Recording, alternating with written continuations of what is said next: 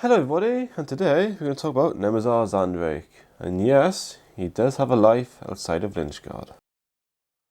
Okay, the main way to use him is Lynchguard, which you know, or the other way, which I will show you, is in a unit of anything that's high in number, okay? Because he has the ability to pick his warlord trait once per turn, at the start of his turn. So he's 150 points. You want to make your points back by earning points in game. Okay, he's not a character to go out there and kill stuff. He's not a beast. Like, he's quite weak. He'll die in combat really easily.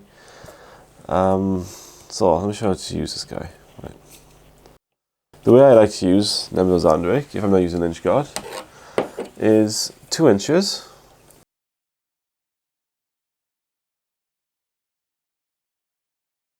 Okay, right, so he has the ability to change his warlord trait, like I just said, okay? So if he's in a unit of 10 warriors, or 10 immortals, if you're feeling brave, you have 20 man squad of warriors, warriors. And you can have a 2-inch gap, and you can daisy chain them, 2-inch gap. And if you do this, right, make sure they got the 32mm base. Some of the warriors come with the smaller base, and one with the bigger base, you're allowed to have the bigger base for these.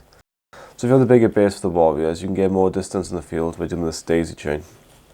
If you have 2 inches, leave a few on an objective, and daisy chain them across to the other objective, like this. Okay, and then he will be controlling 3 objectives. He won't be controlling 3 objectives, he'll be on 3 objectives. You can control 1 objective per turn. And the reason why you want to do that, okay, is because turn 2, you can't change turn 1. If you draw a secure objective, say like 5, number 3, or number 2, like I said, I'm changing my warlord trait by lead by example. Instead of scoring 1 point for objective 3, you can score 2 points.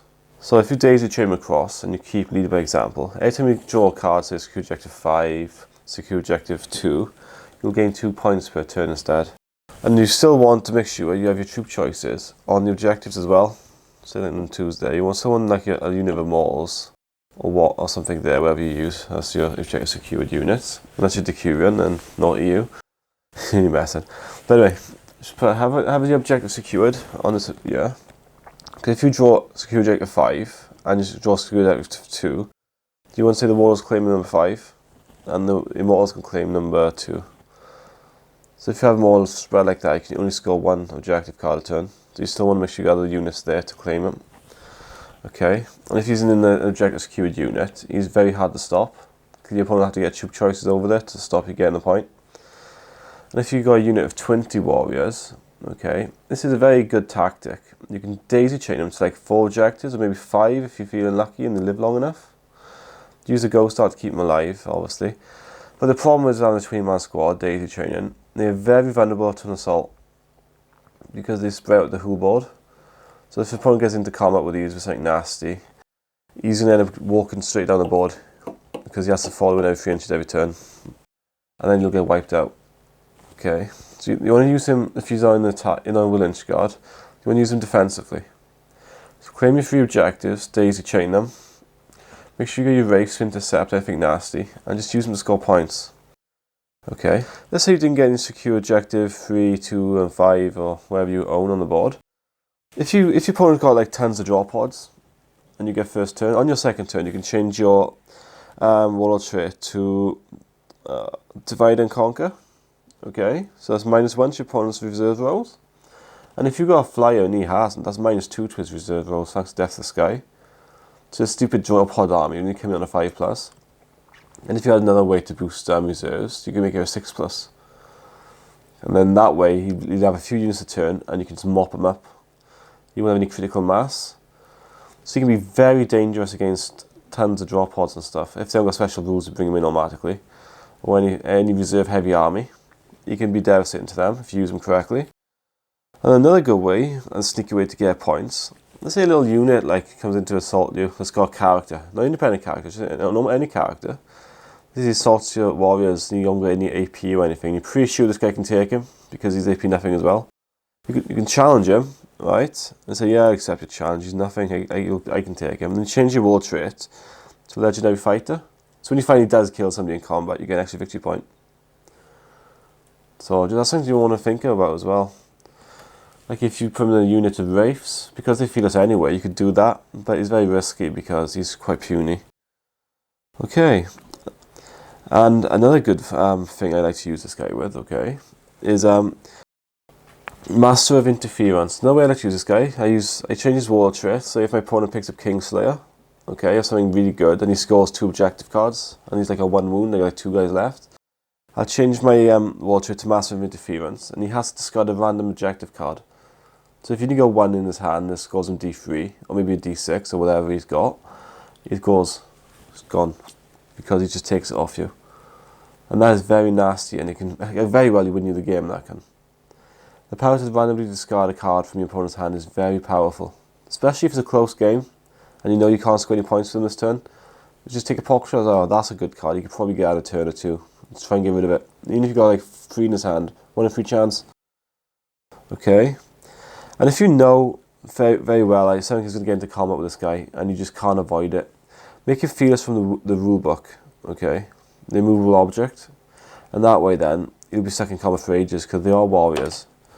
And if you do have some ghost arcs nearby, they can keep reviving the warriors themselves. So if they kill like 4 warriors, you can bring up to like 3 back in a ghost arc if you're really lucky. So that's another good way to tie something up, is warriors, and him to make him fearless. And just keep reviving the warriors and just keep him there. But just avoid gargantuans for that, because 1 stomp and he's gone. And another one of my personal favourites that I like to do is, thanks to all the formations that you have to take. Right, this guy is quite compulsory. You have to take this guy in a few formations, especially with Decurion. So the chances are you might have this guy in your army already. So if you change this guy's warlord trait to target priority, anybody within 12 inches of the warlord rerolls 1s to hit. So if you daisy chain like 2 or 3 units in range of the stalker and the warlord, so each unit and daisy chaining, they all hit on 2s if you're rolling 1s, so it's technically twin linked your whole army that's in range. And that is very dangerous. Especially if you've got 9 Hero Destroyers near him. Strength 9, twin linked, and hit on 2s, wounding on 1, rerolling 1s. And you can just imagine the damage that will cause.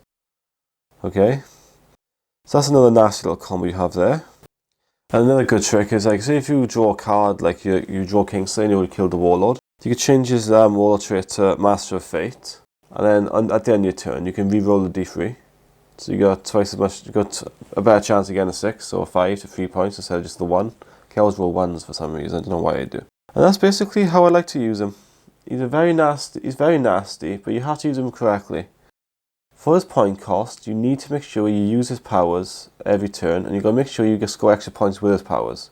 You don't want him sitting at the back, making the unit fearless, and not doing anything every turn, because that's just a waste of points. You could take a squad of immortals, take some wraiths, and go do some damage with them. Okay, if you're sitting back, you've got to be using his powers. He's got to be hurting your opponent or gaining points for you. Okay, and that's basically how I like to use him. And he's very lethal if you use him correctly. So don't look at him and say, oh, he's more waste of points than 50 points.